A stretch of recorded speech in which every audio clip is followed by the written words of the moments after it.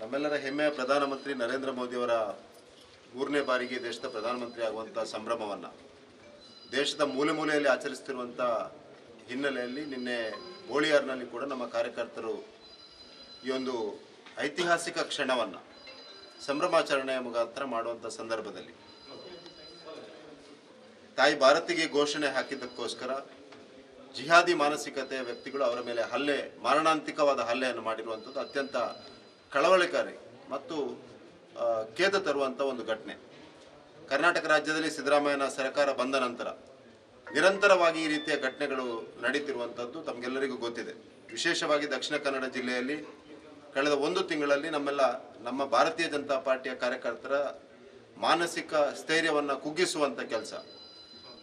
ಮೊದಲು ಬೆಳ್ತಂಗಡಿಯಲ್ಲಿ ನಮ್ಮ ಕಾರ್ಯಕರ್ತ ಎಸ್ ಟಿ ಮೋರ್ಚಾದ ಕಾರ್ಯಕರ್ತರ ಮೇಲೆ ಹಲ್ಲೆ ಮಾಡುವ ಮುಖಾಂತರ, ನಂತರ ಉಳ್ಳಾಲದಲ್ಲಿ ಆಯಿತು, ಈಗ ಬೋಳಿಯಾರ್ನಲ್ಲಿ ನಡೀತಾ ಇದೆ.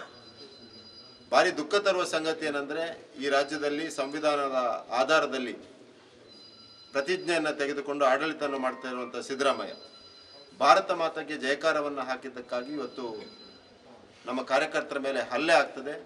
ಭಾರತ ಮಾತೆಗೆ ಜಯಕಾರ ಹಾಕಿದ್ದಕ್ಕಾಗಿ ನಮ್ಮ ಕಾರ್ಯಕರ್ತರ ಮೇಲೆ ಪೊಲೀಸರು ಕೇಸ್ ಮಾಡುವಂಥ ಪರಿಸ್ಥಿತಿಗೆ ಇವತ್ತು ಕರ್ನಾಟಕ ಬಂದು ನಿಂತಿದೆ. ನಾನು ಪೊಲೀಸ್ ಇಲಾಖೆಗೆ ಸ್ಪಷ್ಟವಾದ ಎಚ್ಚರಿಕೆಯನ್ನು ಕೊಡಲಿಕ್ಕೆ ಬಯಸ್ತಾ ಇದ್ದೇನೆ. ದಕ್ಷಿಣ ಕನ್ನಡ ಜಿಲ್ಲೆಯಲ್ಲಿ ಕಾನೂನು ಸುವ್ಯವಸ್ಥೆಯನ್ನು ಮೇಂಟೈನ್ ಮಾಡೋದು ಮತ್ತು ಶಾಂತಿಯನ್ನು ಕಾಪಾಡೋದು ಪೊಲೀಸ್ ಇಲಾಖೆಯ ಆದ್ಯ ಕರ್ತವ್ಯ. ಯಾವುದೋ ರಾಜಕೀಯ ಪುಡಾರಿಗಳ ಮಾತಿಗೆ ಬಲಿಬೀಳಿ ಅಥವಾ ಕಾಂಗ್ರೆಸ್ನ ನಾಯಕರ ಮಾತಿಗೆ ನೀವು ಬಿದ್ದು ಈ ಜಿಲ್ಲೆಯಲ್ಲಿ ಕಾನೂನು ಸುವ್ಯವಸ್ಥೆ ಹದಗೆಟ್ಟರೆ, ಶಾಂತಿ ಹದಗೆಟ್ಟರೆ ಅದಕ್ಕೆ ನೇರ ಜವಾಬ್ದಾರಿ ಪೊಲೀಸ್ ಇಲಾಖೆ ಆಗ್ತದೆ ಅನ್ನುವಂಥ ಮಾತನ್ನು ಈ ಸಂದರ್ಭದಲ್ಲಿ ಹೇಳಲಿಕ್ಕೆ ಬಯಸ್ತಾ ಇದ್ದೇನೆ. ಭಾರತೀಯ ಜನತಾ ಪಾರ್ಟಿಯ ಕಾರ್ಯಕರ್ತರು ಪ್ರಧಾನಮಂತ್ರಿ ನರೇಂದ್ರ ಮೋದಿಯವರು ಮೂರನೇ ಬಾರಿ ಪ್ರಧಾನಮಂತ್ರಿ ಆಗಿರೋದನ್ನು ಸಂಭ್ರಮವನ್ನು ಆಚರಣೆ ಮಾಡೋದು ಒಂದು ಸಹಜ ಪ್ರಕ್ರಿಯೆ. ಇವತ್ತು ಏನಾಗ್ತಾ ಇದೆ ಜಿಲ್ಲೆಯಲ್ಲಿ ಅಂದರೆ, ಪಟಾಕಿ ಹೊಡೆದ್ರೆ ಕೇಸ್, ಸಂಭ್ರಮ ಆಚರಣೆ ಮಾಡಿದರೆ ಕೇಸ್.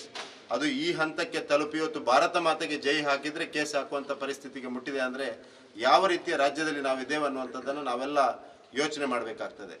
ನಾನು ಪೊಲೀಸ್ ಕಮಿಷನರ್ ಹತ್ರ ಈಗಾಗಲೇ ಮಾತನಾಡಿದ್ದೇನೆ. ನಮ್ಮ ಕಾರ್ಯಕರ್ತರ ಮೇಲೆ ಆಗಿರುವಂಥ ಹಲ್ಲೆಯ ಪೂರ್ತಿ ತನಿಖೆಯನ್ನು ಮಾಡಿ, ಆ ವಿಡಿಯೋ ಫುಟೇಜಲ್ಲಿ ಯಾರೆಲ್ಲ ಇದ್ದಾರೆ ಅವರೆಲ್ಲರನ್ನ ಬಂಧಿಸಿ ಅವರ ತನಿಖೆಯನ್ನು ಮಾಡಿ ಈ ಕಾರ್ಯದ ಹಿಂದೆ ಯಾರಿದ್ದಾರೆ ಅನ್ನುವಂಥದ್ದು ಸ್ಪಷ್ಟವಾಗಿ ಬೆಳಕಿಗೆ ಬರಬೇಕು ಅನ್ನುವಂಥ ಆಗ್ರಹವನ್ನು ಈ ಸಂದರ್ಭದಲ್ಲಿ ಮಾಡಲಿಕ್ಕೆ ಬಯಸ್ತಾ ಇದ್ದೇನೆ. ಯಾಕೆಂದರೆ ಏಕಾಏಕಿ ಆ ರೀತಿಯ ಮಾರಣಾಂತಿಕ ಹಲ್ಲೆ ಆಗೋದಿಲ್ಲ.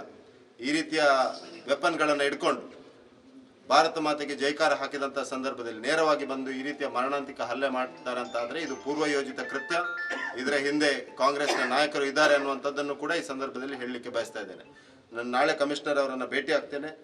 ಜಿಲ್ಲೆಯ ಶಾಂತಿ ಸುವ್ಯವಸ್ಥೆಯನ್ನು ಕಾಪಾಡೋದು ಕಮಿಷನರ್ ಮತ್ತು SP ಅವರ ಕರ್ತವ್ಯ ಅಂತ ಈ ಸಂದರ್ಭದಲ್ಲಿ ಹೇಳಲಿಕ್ಕೆ ಬಯಸ್ತಾ ಇದ್ದೇನೆ.